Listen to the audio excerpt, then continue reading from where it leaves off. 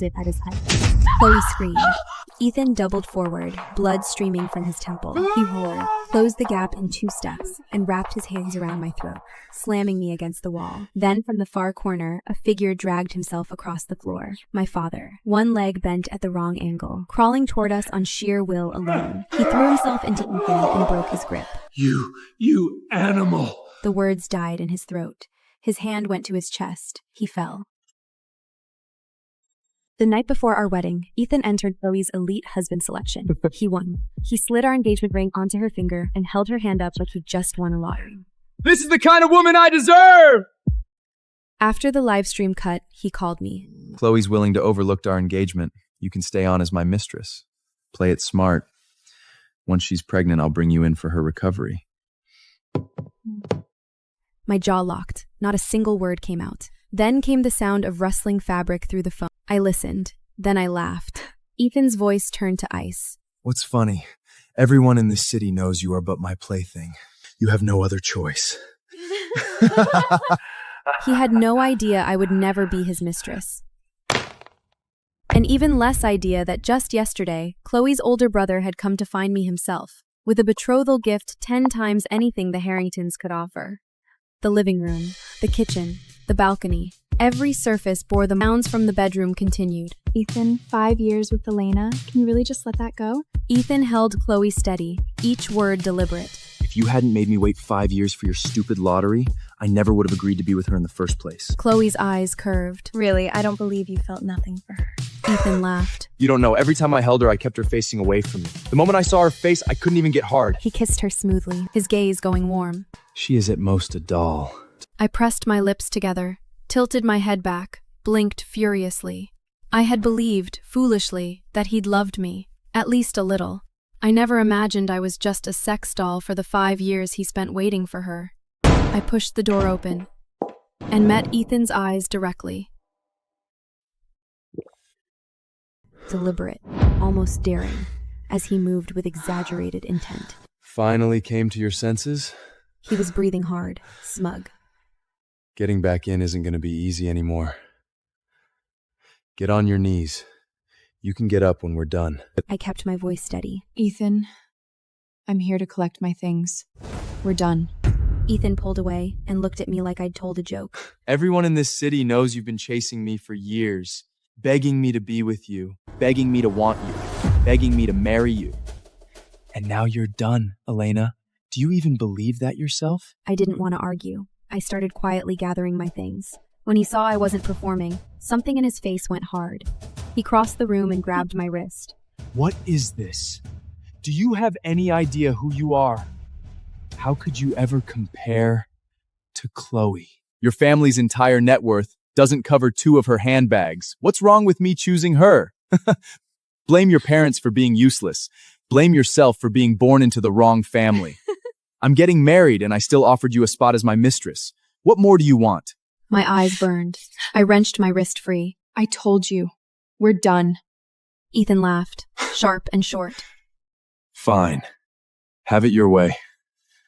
He turned back to Chloe, deliberately rocking the bed until it groaned. I drew a long breath and held it. One last look at the room that was supposed to be our future. I picked up my suitcase and walked out. I hadn't figured out what to tell my parents. My mother had hand-embroidered a wedding handkerchief for us. Tiny, careful stitches, meant to carry a lifetime of blessing. Whatever happened to me, I could take. But the moment I thought of them, grief came like a wave, and I couldn't stop it. I crouched on the sidewalk and cried. A black Bentley rolled to a stop in front of me. The window slid down. Julian's sharp profile came into view. Get in. I sat stiffly beside him, hyper-aware of every inch between us. Out of the corner of my eye, his injured leg. Rumor had it Julian was cold, volatile, borderline unhinged, that the disability had made him dangerous. Have you made your decision? His voice was low, the quiet authority of someone who expected to be obeyed. Truthfully, I hadn't let myself think about it. 30% of the Ashford Group's shares as a betrothal gift. It was an absurd number. I bit my lip. Why me? He could have any woman he wanted. Why spend half his fortune on me? Julian let out a soft laugh. His slender fingers gently stroked my hair. Have you considered that it could only ever be you? He turned, and I was forced to meet his gaze fully. What lived in his eyes startled me, a depth of possession that made my breath catch. Something overtook my better judgment. I nodded. I'll do it. The Harrington family had already informed my parents, with all the arrogance in the world, that the engagement was off. When I walked through the door intact, the relief on their faces was plain. I was still working out how to explain Julian when my parents exchanged a look and handed me a small box. The Ashford family sent this. I opened it. Inside was the Ashford matriarch's signet ring, passed down through every generation. Sweetheart. My mother's eyes went red. Whoever you choose to marry, your father and I only want you to be happy. I looked at her and nodded hard. Though the engagement hadn't been made public, Julian still invited me to his birthday family dinner. I'd had a custom Patek Philippe watch made as a gift. I never expected to walk through the Ashford front doors and find Ethan already inside.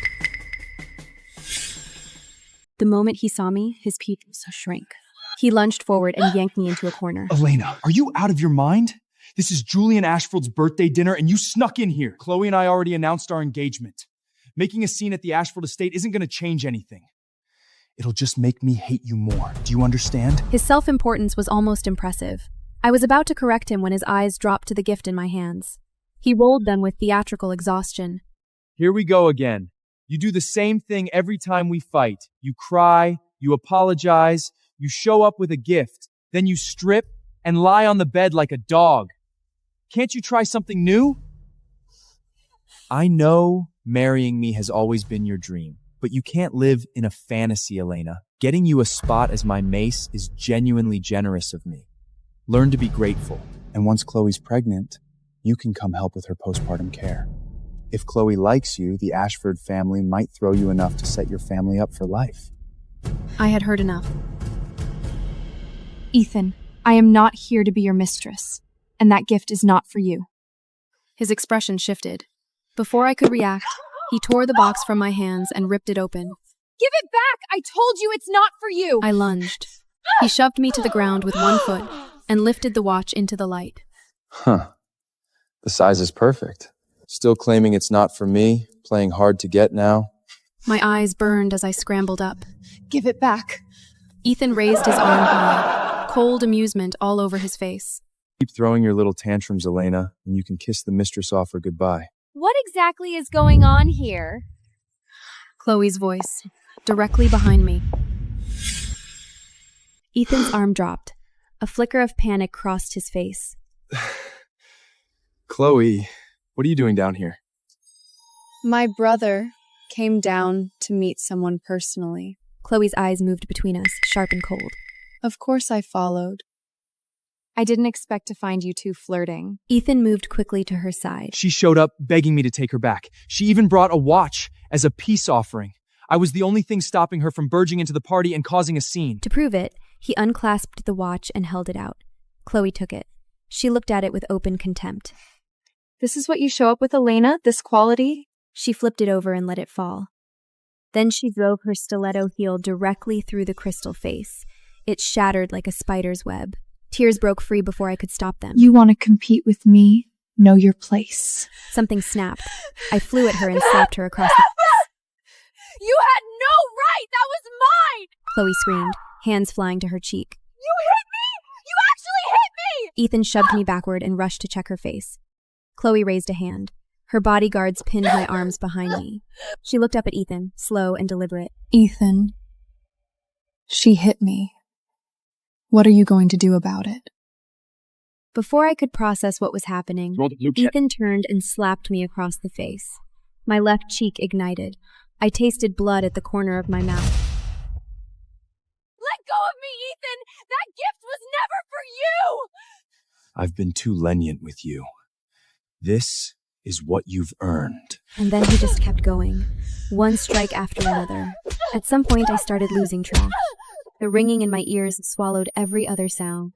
Through the blur, I could make out Chloe holding up her phone, filming, grinning. Ethan said, Last one. Get yourself under control, Elena. If you ever lay a hand on Chloe again, I will cut you off completely. You won't even have the mistress option to fall back on. The final blow landed. A tooth hit the floor. The room went black. When I opened my eyes, the air smelled of antiseptic. My mother was slumped over the edge of my hospital bed, hair disheveled. The moment she saw me wake, tears streamed down her face. Thank God. You're awake. I'll get the doctor. I watched her hurry out. Something didn't add up. She was always so put together. Why was there dried mud caked into her clothes? My phone was overwhelmed with missed calls and messages from Julian. All 99 plus. I didn't want him to worry. I sent a quick lie. That my period cramps had knocked me out after I'd taken some medicine. A pause. Then one message came back. A small, goofy cat sticker. Rest well. I stared at it. Julian's unreadable face sending something this soft. It made me smile despite myself. He was nothing like the rumors. The doctor came, ran through the checks, declared nothing permanently damaged. I waited until she left. Mom. My mother shook her head and pulled me into a hug, her voice breaking. You've been through enough. Did they know what had happened? Where's Dad? I looked around. At that, she fell apart completely. Sweetheart, your father and I, we failed you. We couldn't get justice for you. I gripped her hand. Mom. What happened? A cold dread was already rising up my spine. She held out her phone with trembling fingers. Someone sent us the video. You being beaten. Your father, he couldn't stand it. He went to Ethan, demanded an apology, but the Harrington family wanted it buried.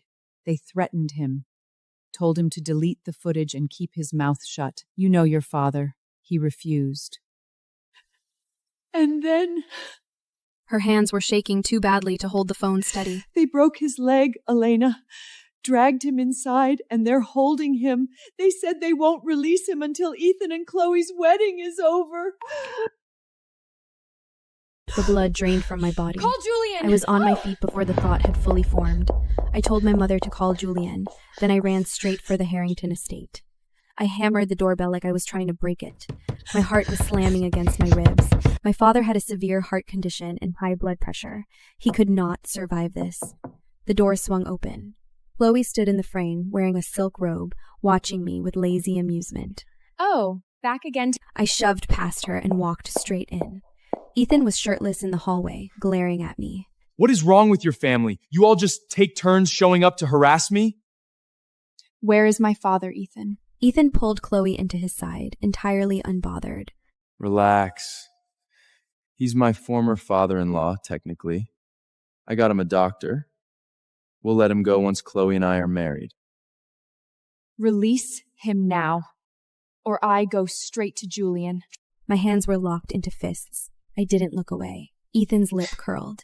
Who do you think you are, threatening me with Julian Ashford? Chloe is the most beloved princess of the Ashford family. What exactly are you? Chloe nestled deeper into his arm and tilted her chin up. My brother doles on me. Who do you think he's going to believe? Tears were streaming before I could stop them. Ethan, your father never treated you badly. I never treated you badly. Not once in 5 years. Do you have any conscience left at all? Ethan's brow furrowed, the look of someone who thinks he's finally figured out the puzzle. I knew it. You still haven't given up on marrying me. And your father, he was trying to blow up my wedding so he could push you on me instead. Elena, honestly, if there were no Chloe, you might have moved me. Maybe. But you've completely disgusted me now. Have you no self-respect? Not even a shred of dignity? Why do you keep clinging to me? Something inside me cracked wide open. I grabbed the ashtray off the nearest surface and hurled it at his head. Chloe screamed. Ethan doubled forward, blood streaming from his temple. He roared, closed the gap in 2 steps, and wrapped his hands around my throat, slamming me against the wall. Then, from the far corner, a figure dragged himself across the floor. My father, one leg bent at the wrong angle, crawling toward us on sheer will alone. He threw himself into Ethan and broke his grip. You animal! The words died in his throat. His hand went to his chest. He fell. I met a pair of dark, deep eyes. Julian. He looked at me. Get up. The ground is cold. I reached out. He pulled me to my feet. Then my vision suddenly went black. I fainted. I braved the rain to deliver a birthday gift to my fiancé Christian, only to find him kissing a rising actress. Being the good girl I was, I didn't cry or make a scene.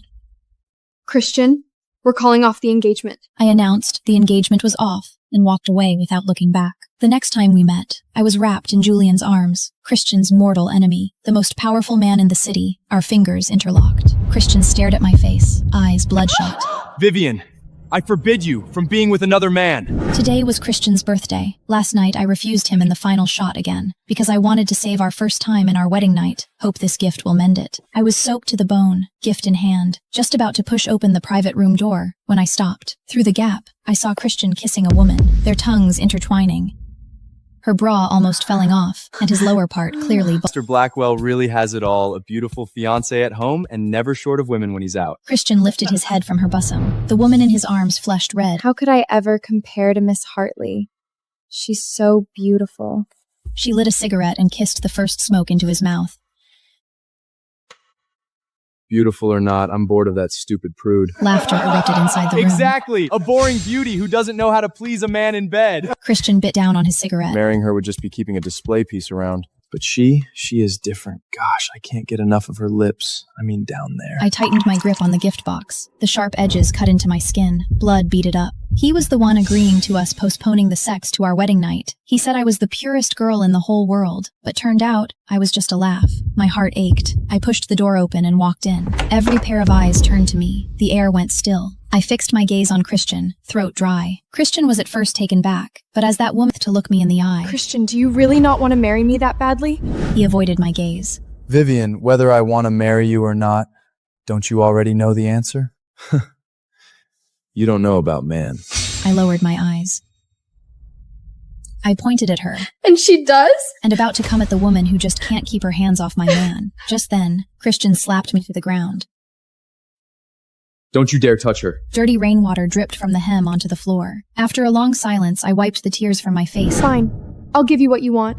We're calling off the engagement. I turned. Someone asked, Blackwell, aren't you going after her? Go after her for what? In 2 days, she'll come crawling back. She's like a piece of taffy, impossible to shake off. My footsteps faltered at the door. I closed my eyes, Christian, rest assured, not turning back. I will never bother you again. My words fell. Behind me came the sound of a glass shattering on the floor. In the past, the moment he lost his temper, I would rush to appease him. Not anymore. I was exhausted. Vivian, you dare take one step out of here and see what happens.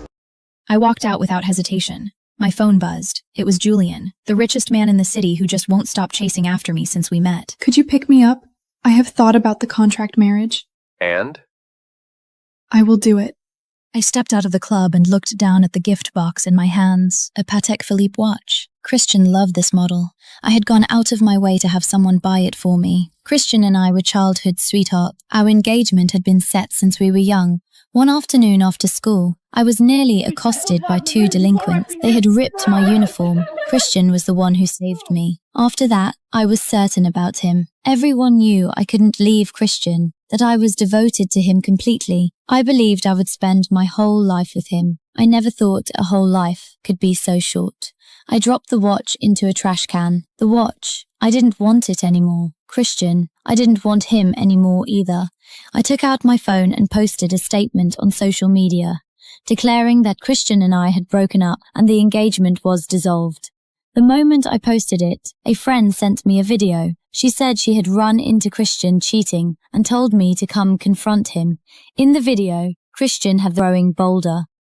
My wet dress clung to my skin. My entire body felt wrapped in bone-deep cold. Not a trace of warmth remained. I wandered down the street with no direction. The rain intensified. I hadn't opened an umbrella. I let the rain fall on me. I wasn't paying attention, and someone's shoulder clipped mine. I stumbled and fell to the ground, utterly disheveled. Waves of grief surged up from somewhere deep inside. Then, out of nowhere, a large hand appeared before me. I looked up. I met a pair of dark, deep eyes. Julian. He looked at me. Get up. The ground is cold. I reached out. He pulled me to my feet. Then my vision suddenly went black. I fainted. When I came to, I was lying in a bed. I sat up and stared out the window at the pitch-black sky, slightly dazed. The room was clean and tidy, black and white decor. Julian had brought me to his home. I raised my hand and touched my forehead, a fever. You're awake. I turned. A low, measured voice cut through the silence. Julian stood in the doorway, devastatingly handsome. Past life. Sister gave me cursed witch necklace, stole my strength, stole my health. 3 days from now, moon god altar. Her position's yours. Last of all, they wanted my life. Rafe! You will regret this! The moon goddess will punish your betrayal! I'll watch you from the abyss forever, Rafe.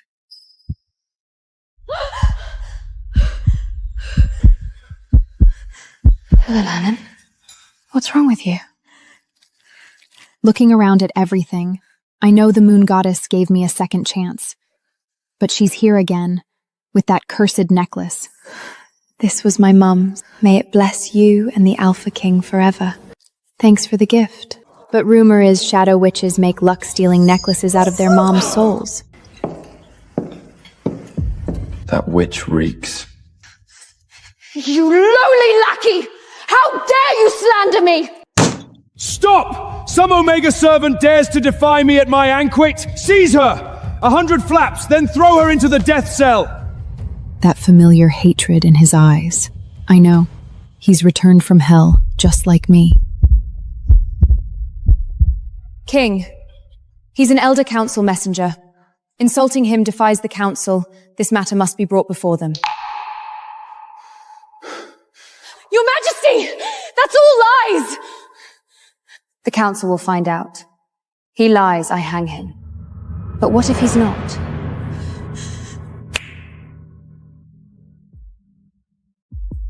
Tomorrow's my mum's death anniversary. Come pray with me at the Lunar Temple. The moonlight there's the purest. It washes away all the filth. Okay. Rafe, Leela, the game begins. I replicated Leela's curse necklace. Every single detail. Who are you? Just like you, I dragged myself back from the cliff of broken souls. I remember it all. You tried to expose Lila, the shadow witch. She nailed you to the rack, soul-eating curse, day and night. The second you died,